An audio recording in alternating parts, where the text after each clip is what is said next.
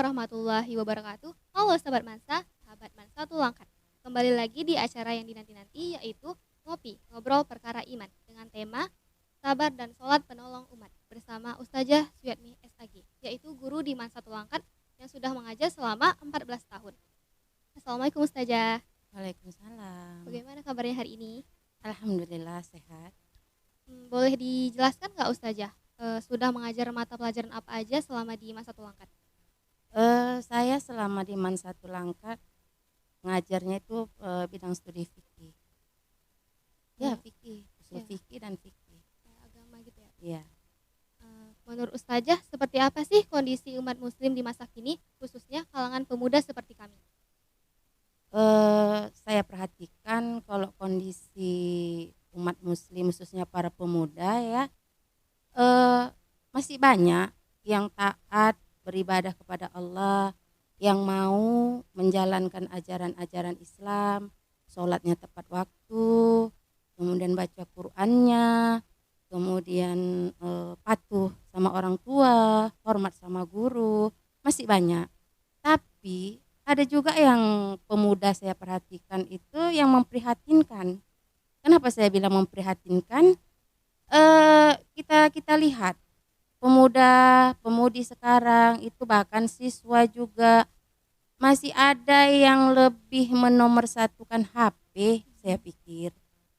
Kenapa? Karena HP itu mereka lupa dengan sholatnya, tidak tepat waktu. Kemudian saya perhatikan juga gara-gara HP, ketika disuruh oleh orang tua itu dinomorduakan perintah orang tua. Ada juga akhlaknya sama guru itu lebih berkurang, ketika guru lewat mungkin asik dengan HP-nya. Mereka itu nggak pala menegur gurunya, tapi itu tidak semua, sebagian itu menurut saya. Ya, jadi sebagian tuh akhlaknya berkurang karena HP lah gitu HP ya, saya perhatikan seperti itu. Memang ya HP itu ada nilai positifnya, juga ada nilai negatifnya.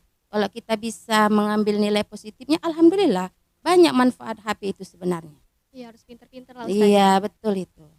Nah, Ustazah, jadi ada ayat Al-Quran yang membahas tentang sabar dan sholat, yaitu berbunyi Wasta'inu. Wasta'inu bisobri wasolat. Iya. Mintalah pertolongan dengan sabar dan sholat. Quran Surah Al-Baqarah ayat 45. Mengapa dalam ayat ini sabar disebutkan lebih dahulu daripada sholat? Padahal sholat adalah tiang agama. Oh iya, karena memang sabar itu, cerita sabar ini ya, Masya Allah luar biasa sabar ini. Sabar ini kalau kita cerita sabar ini hal yang sangat berat itu, luar biasa. Kenapa? Mudah diucapkan tapi sebenarnya sangat sulit untuk kita jalankan. Ya, kenapa nomor satu sabar? Karena lebih banyak itu kata-kata sabar dalam Al-Quran, bahkan lebih dari 100 kata itu disebutkan oleh Allah. Bahkan kata Allah, innallaha ma'as sabirin, aku bersama orang-orang yang sabar.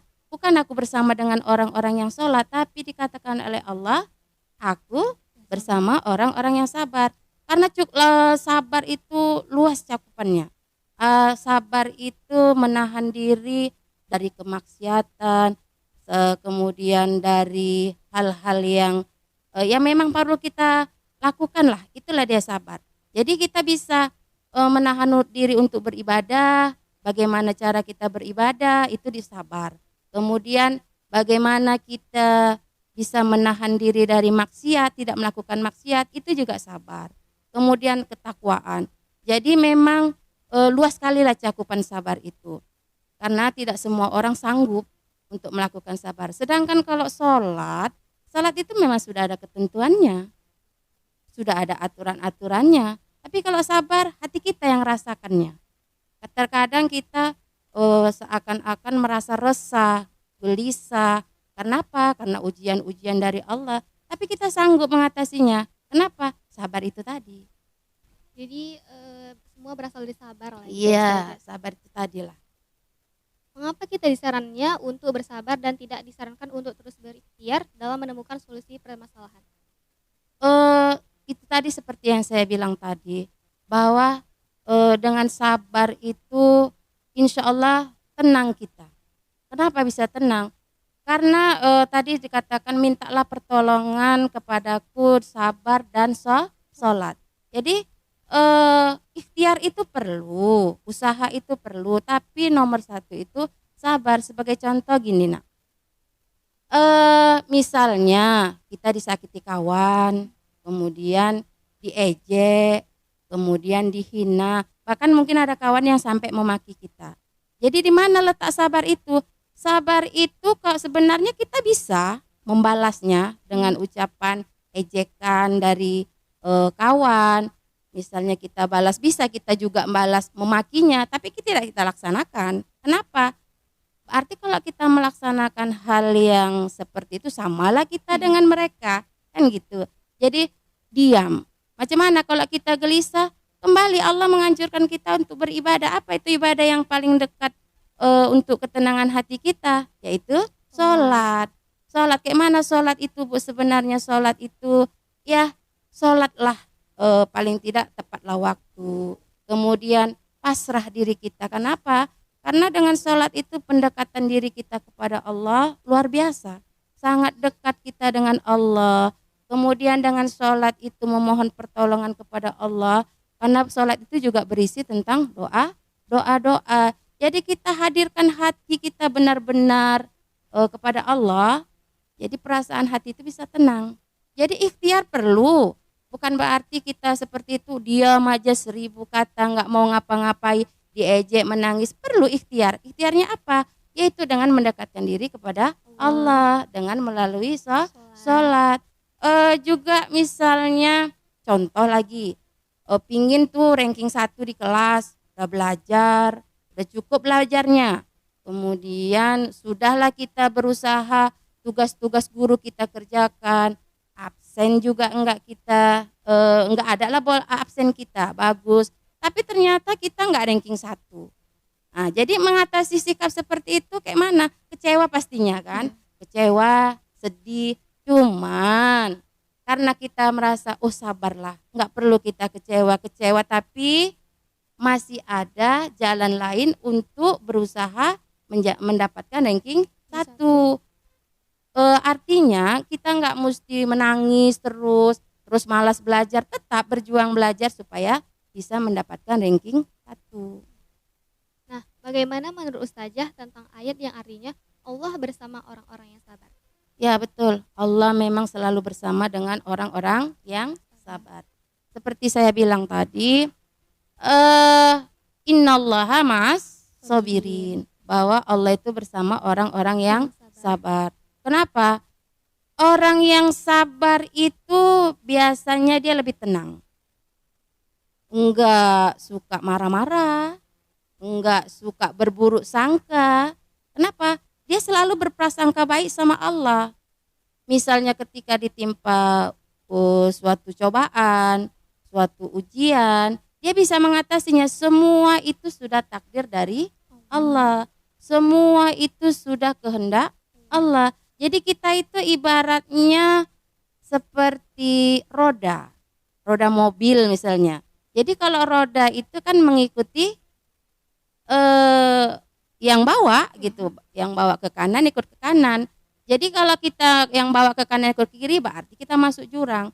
Makanya ketika kita itu yakin dengan kesabaran kita, yakin dengan kehendak Allah, jadi kita berprasangka baik. Insya Allah cobaan-cobaan itu ada hikmahnya.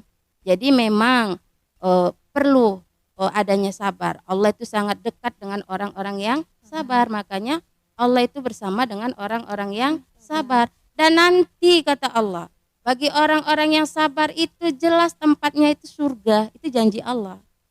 Iya, jelas tempatnya surga bagi orang-orang yang sabar. Kenapa orang yang sabar itu yakin semua kehendak Allah, semua musibah yang ditimpakan sama Allah kepada kita itu adalah ujian. Itu semua ada hikmahnya. Bisa jadi karena sayangnya Allah dengan kita, maka kita dikasih sebagai cobaan-cobaan dan ujian. Memang harus banyak bersabar ya. Iya, bersabar. Itu tadi, sabar itu mudah diucapkan, tapi sangat sulit untuk dikerjakan. Ada yang bilang bahwa sabar itu ada batasnya. Apakah berarti pertolongan Allah Subhanahu wa taala itu ada batasnya, Ustazah? Oh, kalau saya sih nggak sependapat ya, sabar itu ada batasnya. Oh, kalau menurut saya, sabar itu tak ada batasnya. Sabar itu tidak berbatas. Terbatas. Kenapa? Karena memang pertolongan Allah itu tak berbatas. Allah sangat maha pengasih. Allah maha penyayang kepada hambanya. Allah itu maha agung. Jadi pertolongan Allah itu tak ada batasnya. Sabar juga tak ada batasnya. Kalau kita ada batasnya berarti nggak sabar itu namanya. Ketika ditimpa musibah terus kita buruk sangka sama Allah, nggak sabar namanya. Tapi kita berbaik sangka. Jadi nggak ada batasnya. Kenapa tadi? Pertolongan Allah juga tanpa batas. Kami memahami sholat itu adalah kewajiban sebagai muslim. Tapi bagaimana sholat bisa menjadi penolong bagi muslim yang sedang ditimpa ujian maupun musibah? Iya, betul itu. Karena memang seperti yang saya bilang tadi, sholat itu hal yang sangat luar biasa.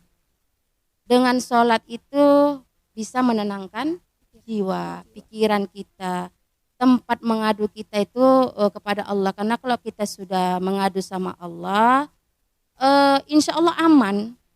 Tapi kalau kita mengadunya sama manusia, entah kemana-mana jadinya, iya kan? Banyak yang kita ceritakan A nyampe ke orang jadi B. Makanya Allah penolong kita.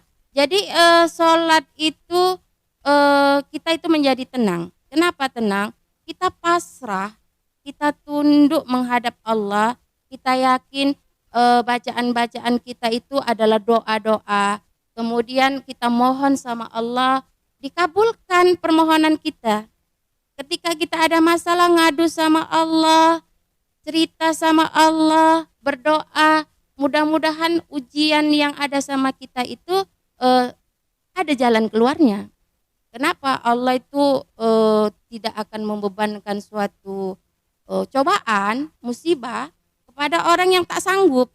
Memang orang yang sanggup lah yang dikasih cobaan. Kenapa? Allah ingin menaikkan derajatnya.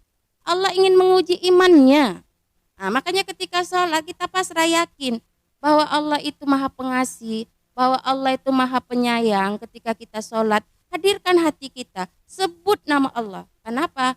Kata Allah, ketika hambaku mendekat kepadaku, aku juga akan mendekat. Nah, seperti itu. Jadi kalau kita jauh dengan Allah, Allah akan jauh. Orang yang punya dunia ini Allah, kok kita menjauh. Jadi kalau yang sudah punya apapun yang di dunia ini milik Allah, kita minta sama Allah, kita berserah diri kepada Allah, insya Allah dimudahkan. Masalah kita dimudahkan, hati kita menjadi tenang. Kemudian di sholat itu juga berzikir kita. Berzikir itu dengan mengingat Allah.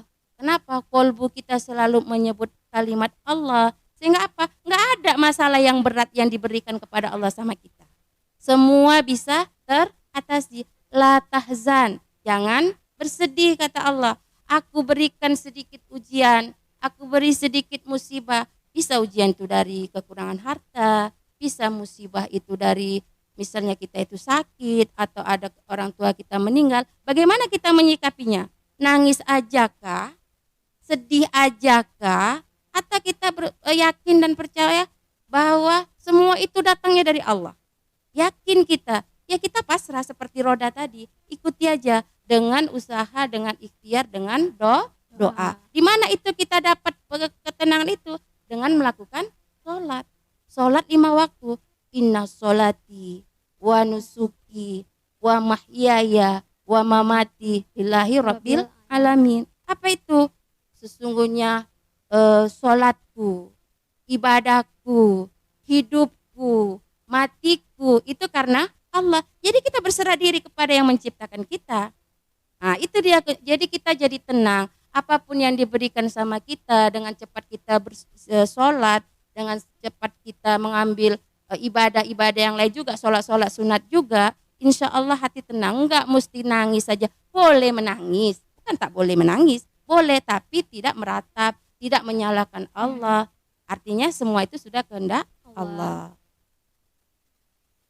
Jika kami sedang dalam masalah, ujian atau cobaan dari Allah Subhanahu wa taala, bagaimana cara yang tepat untuk kami bersabar dan cara yang tepat untuk kami sholat agar mendapat pertolongan Allah Subhanahu wa taala? Iya, cara yang tepat seperti saya bilang tadi, kalau cara yang tepat itu kembali kepada qada-qadarnya Allah. Allah. Yakin seperti saya bilang tadi bahwa segala apa yang di dunia ini, baik langkah kita, senyum kita, bahkan nangis kita, itu datangnya dari Allah. Jadi ketika mungkin kita ada masalah dengan kawan, bagaimana cara kita itu nggak bersedih? Kadang kalau masalah sama kawan agak sedih gitu Iya. ya, ribut sama kawan, bahkan ada yang ketean tuh Iya. kan. Sampai berapa hari Bu ketean tuh bisa? Ada yang bertanya seperti itu, kayak mana itu ustazah, dia 3 hari nggak mencakapi saya, sedih hati. Jadi bagaimana cara ngatasinya? Bagaimana supaya hati kita tenang? Paling tidak, walaupun kita merasa kita itu benar, ya kita tegur dia. Nah, kita udahlah kesalahan itu bisa dimaafkan, nggak usah terus dibawakan ke hati. Jadi bagaimana caranya Bu? Ya sabar. Haruskah kita itu Bu marah-marah? Enggak. Kalau kita marah-marah boleh, boleh ustazah, boleh, tapi dengan cara lemah lembut. Artinya marahnya kayak mana?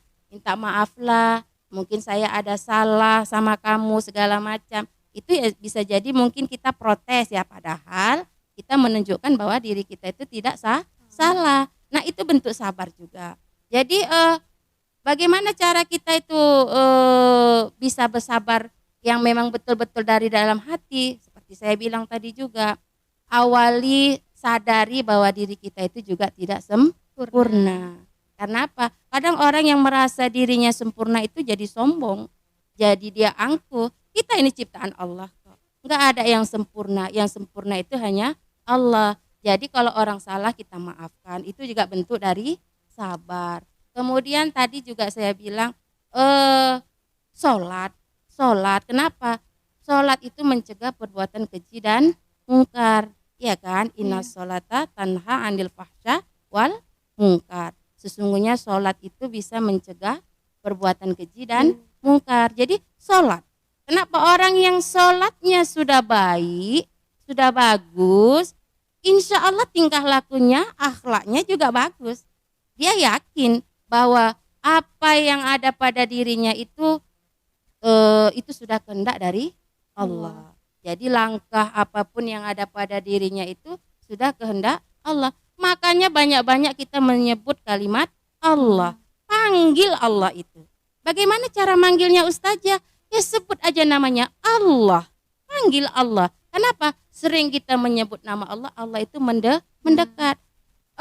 Ketenangan jiwa itu ketika kita itu dekat, merasakan kita itu dekat dengan Allah. Kita rasakan bagaimana zatnya Allah. Itu dirasa di mana? Ketika kita sedang sholat. Ketika kita sedang sholat betul-betul kita khusyuk, betul-betul kita nyaman. Sehingga apa? Sehingga kita sholatnya nggak terburu-buru. Itu juga melatih supaya kita itu bersabar. Jadi memang sabar dan sholat itu tak bisa lepas. Nah itu dia. Jadi cara kita untuk sabar itu jaga hati kita, supaya kita itu tidak banyak sifat marah, ya, tidak banyak sifat mengeluh. Kenapa? Orang yang mengeluh itu ciri-ciri orang yang tak sabar. Dikasih ujian sama Allah sedikit kekurangan harta, mengeluh dia, meratap dia merasa Allah itu tak sayang sama dia. Padahal terbalik kan, Allah itu makin sayang ketika menguji hambanya. Kenapa? Seperti saya bilang tadi, Allah ingin menaikkan derajat umatnya. Maka nggak ada satu umat pun yang tidak diuji dengan cobaan, tidak diuji dengan musibah. Semua diuji, tapi itu tadi sesuai dengan kesanggupan umatnya. Ustazah, apakah pertolongan Allah Subhanahu wa taala itu pasti dan apakah bentuk kepastiannya? Oh ya, jelas ya, Masya Allah. Allah itu luar biasa. Allah itu luar biasa. Maha kasih sayangnya itu luar biasa. Tak terbatas. Bagaimana bentuk kepastian pertolongan Allah kalau hambanya itu sabar? Ya, contoh aja lah kita lihat. Kita semalam itu baru-baru ngalami COVID ya. Wabah COVID. Berapa tahun itu? Kurang lebih hampir 2 tahun lebih ya. Kita ngalami kondisi khususnya negara kita, wabah, banyak orang sakit, banyak yang meninggal. Itu kan itu ujian itu. Kita ya kita berusaha ikhtiar kita sabar, kita sholat, kita mohon doa sama Allah. Akhirnya apa? Allah janji setiap ada kesulitan pasti ada jalan. Itu janji Allah. Kesulitan itu pastinya ujungnya itu nanti ada hikmahnya. Makanya sekarang kita lihat kondisinya. Alhamdulillah kan COVID sudah Berakhir. iya berakhir insya Allah. Jadi luar biasa Allah, nyata itu pertolongan Allah. Ketika kita mungkin gak yakin, tapi kalau kita dengan sabar yakin bahwasanya Allah pasti akan memberikan lebih dari yang kita duga. Misalnya contoh kehilangan HP misalnya. Kalau tak ikhlas, sedih gak itu? Iya. Sedih luar biasa, HP hilang. Tapi kita kembali pasrah, ya Allah, kalau memang itu bukan rezekiku, HP tadi, saya ikhlas ya Allah. Kita cukup ngomong sama Allah dalam hati. Tapi kalau memang itu masih rezekiku, kembalikan ya Allah. Kalau memang kembali rezeki kita. Kalau hilang HP tadi, insya Allah sampai yakin ya Allah akan memberikan yang terbaik lagi. Nah itu diuji kita. Sabar kita, nggak mesti merang-raung, nggak mesti nuduh orang curi HP kita. Cukup kita mengadu sama Allah. Ya paling tidak ya Allah berikan, berdoa kita berikan jalan untuk supaya saya bisa membeli HP yang lebih baik lagi. Itu dia. Jadi memang betul. Pertolongan Allah itu nyata, pasti ada. Kenapa? Allah tidak mau hambanya itu dalam kesusahan. Kenapa? Semua yang diuji, semua yang diberikan musibah, itu pasti ada jalan keluarnya. Itu sudah janji Allah, pasti ada hikmahnya. Pasti diganti yang lebih baik lagi. Iya jelas itu, pasti diganti dengan yang lebih baik lagi. Itu melihat sabarnya tadi. Kadang orang sabar, saya sabar, cuman tingkah lakunya tidak sabar. Nah itu ya. Saja ada golongan umat yang jika ada masalah ia akan frustasi, gila, dan bahkan ada memilih membunuh diri. Bagaimana menurut Ustazah tentang hal ini? Dan seperti apa pandangan Islam tentang ini? Ya kalau sampai frustasi, bunuh diri, jelas Islam melarang itu. Bagaimana hukum bunuh diri juga kita tahu gitu ya. Itu tadi kenapa? Islam melarang. Kenapa tadi saya bilang la tahzan, jangan bersedih, bahwa semua apa yang ada pada diri kita itu sudah takdir dari Allah. Kita sendiri menyikapinya, berprasangka baik sama Allah. Jadi kalau kita sampai stres, uring-uringan di kamar, nggak mau makan, kan ada itu ya, karena suatu masalah stres, nggak mau makan, nggak mau sholat. Kenapa nggak sholat? Karena Allah itu nggak sayang sama saya jadinya nggak sholat. Salah itu nak. Sampai ada yang bunuh diri bahkan nggak yakin dengan kehendak takdir dari Allah, bahwa Allah itu memberikan suatu musibah, suatu cobaan, itu pasti Allah akan memberikan hal yang terbaik.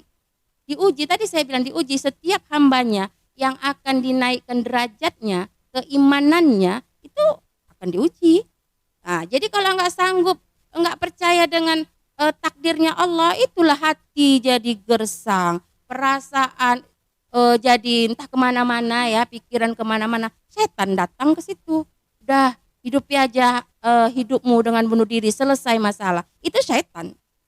Tapi padahal kembali ke Al-Quran, coba ngaji, coba sholat, insya Allah hati akan menjadi tenang. Karena Al-Quran itu luar biasa.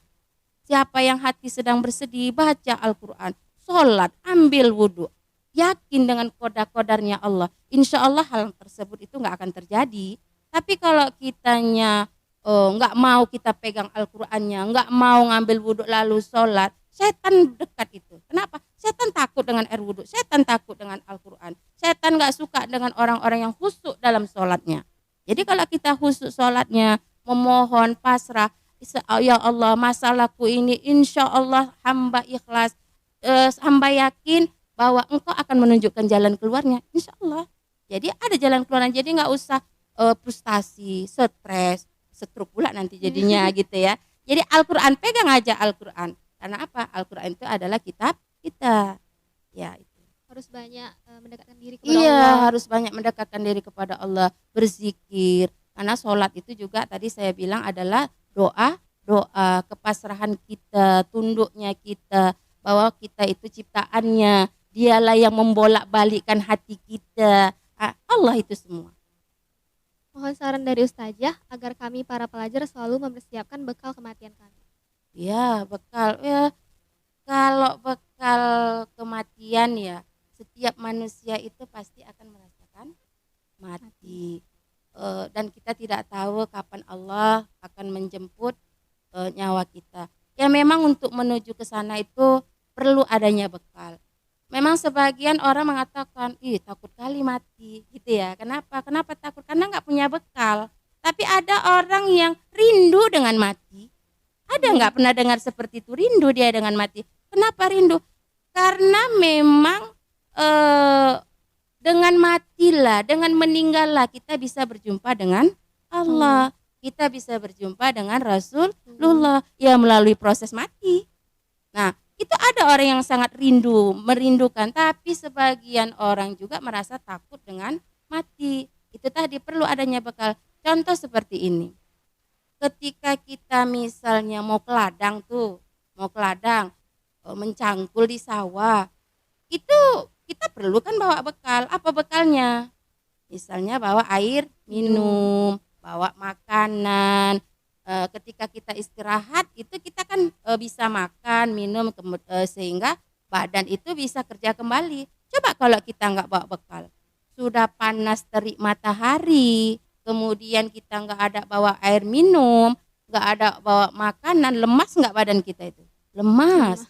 Bisa nggak kerja lagi itu? Enggak, terbengkalai ladang kita kan, nggak menghasilkan. Itu tadi. Jadi kita mau menuju berjumpa dengan Allah, menuju ke alam kubur, itu perlu adanya bekal. Kenapa? Allah sudah menjanjikan, ada disediakan tempat sama Allah. Pilih, kita yang pilih mana mau kita? Mau surga atau neraka? Surga jelasnya ya. Mau surga ini jalannya. Apa itu bekalnya? Amal soleh. Nah, apa aja amal soleh itu? Sholat, iya kan? Baca Quran. Kemudian menjalankan sunnah-sunnah Rasul, itu amal soleh. Jadi kalau kita jalankan sabar, ikhlas, Allah Maha tahu hambanya. Ini hambaku yang betul-betul dia ini pulang ingin bawa bekalnya, ada amalnya. Kenapa? Ketika kita nanti dihisap, amal-amal itulah yang akan menolong kita. Tapi kita ingin masuk surga, sholat tidak, baca Quran tidak. Kira-kira Allah suka enggak itu? Enggak ya, jelas Allah enggak suka. Jadi bekal itu apa yang kita bawa, itulah yang kita dapatkan. Kita bawa amal soleh, kita bawa kebaikan, yang kita dapatkan adalah kebaikan. Kalau kita enggak mau bawa bekal, kehausanlah kita. Enggak ada tempat, kalaupun dikasih tempat neraka, na'udzubillah min zalik. Jadi bekal itu perlu. Jadi amal soleh itu perlu. Ibadah itu sangat perlu. Ya. Saja kasih kesimpulan dong dan pesan juga untuk penonton khususnya keluarga pelajar dan dari Mansatul Langkat. Pesan ya. Ya khusus untuk kita semua warga Man1. Yang pertama kita tadi bercerita tentang sabar dan sholat. Ya berusahalah kita itu untuk bersikap sabar. Kemudian satu lagi saya pikir akhlak kita sesama kawan, akhlak kita kepada Allah, ya kepada Allah terutama. Bagaimana akhlak kita sama Allah.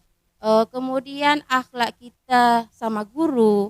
Kalau akhlak kita sama Allah, jelas kita menjalankan ajaran-ajaran agama kita, agama Islam. Kalau akhlak dengan guru, bagaimana akhlak dengan guru? Sopan santun. Ya akhlak lah. Kenapa? Rasulullah juga diutus ke dunia itu untuk menyempurnakan akhlak. Jadi masing-masing kita semua sama-samalah untuk menjaga akhlak kita, terutama akhlak kepada Allah. Jadi akhlak sama Allah itu sholatlah kalau bisa tepat waktu. Ketika puasa di bulan Ramadan puasa itu juga akhlak. Jangan pula pas ketika bulan Ramadan orang puasa kita makan minum. Jadi akhlak. Saya pikir sebagai warga Man1 sama-samalah kita saling menjaga akhlak. Jadi harus mengutamakan akhlak itu Iya, saja. akhlak itu yang nomor satu. Jangan main HP aja, akhlak juga itu ya. Jadi akhlak lah nomor satu. Sekian wawancara hari ini, saya reporter Jumansa, Haira Ramadhani, pamit undur diri. Assalamualaikum warahmatullahi wabarakatuh. Jumansa, jujur, amanah,